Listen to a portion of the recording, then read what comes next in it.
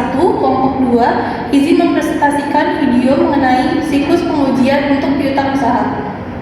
Definisi piutang usaha. Menurut Kasper 2019, piutang usaha adalah jumlah yang akan ditagih dari pelanggan yang timbul akibat penjualan atau penyerahan barang dan jasa kepada pelanggan yang dilakukan saat ini, yang mengakibatkan adanya tuntutan kepada pelanggan atau pihak lain di masa yang akan datang. Pengakuannya dilakukan jika kemungkinan penerimaan tinggi dan nilainya dapat diukur andal, serta harus disajikan sebesar nilai yang dapat direalisasikan bersih. Piutang penting karena merupakan sumber dana dan berkaitan langsung dengan pendapatan operasional. Pengakuan piutang usaha harus memenuhi 2 kriteria. Yang pertama, kemungkinan dapat diterima dan jumlahnya dapat diukur secara andal.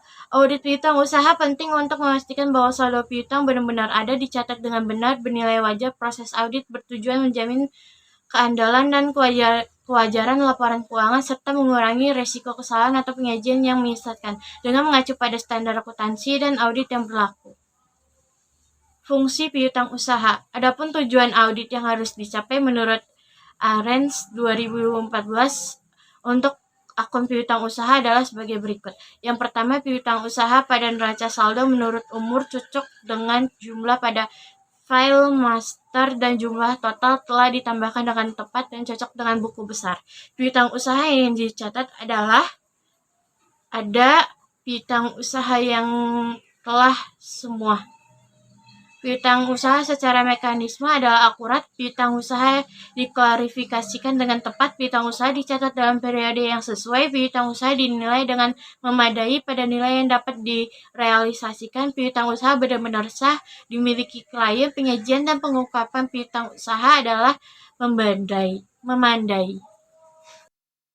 Selanjutnya, fungsi dari piutang usaha. Piutang usaha berfungsi untuk bertanggung jawab memastikan bahwa seluruh tagihan, penyesuaian, dan penerimaan kas telah dicatat dengan benar pada pencatatan piutang pelanggan. Hal ini sangat penting karena pencatatan yang tepat memungkinkan perusahaan untuk memantau dengan jelas jumlah piutang yang harus diterima, mengidentifikasi piutang yang sudah jatuh tempo, serta mengambil tindakan yang diperlukan untuk menagih pembayaran. Dengan pengelolaan piutang yang baik, perusahaan dapat menjaga arus kas tetap lancar, meminimalkan risiko kredit macet, dan mendukung kelancaran operasional serta stabilitas keuangan perusahaan secara keseluruhan. Selanjutnya itu prosedur audit atas piutang usaha. Menurut Agoes pada tahun 2016, prosedur audit atas piutang usaha dilakukan untuk memastikan bahwa saldo piutang usaha yang tercatat dalam laporan keuangan benar, wajar, dan sesuai dengan standar akuntansi yang berlaku. Ada beberapa langkah-langkahnya, yaitu yang pertama, memahami dan mengevaluasi pengendalian internal. Yang kedua, membuat stop schedule dan supporting schedule.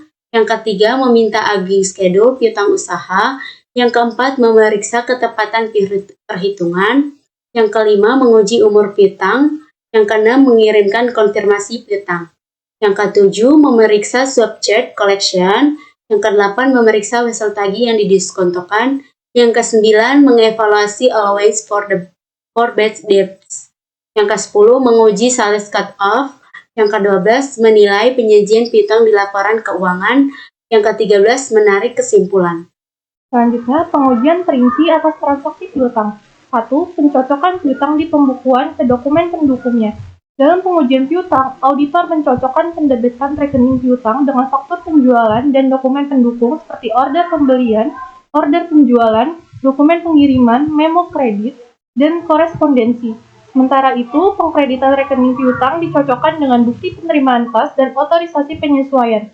Langkah ini bertujuan untuk memperoleh bukti terkait aset keberadaan, hak dan kewajiban, penilaian, serta kelengkapan piutang usaha.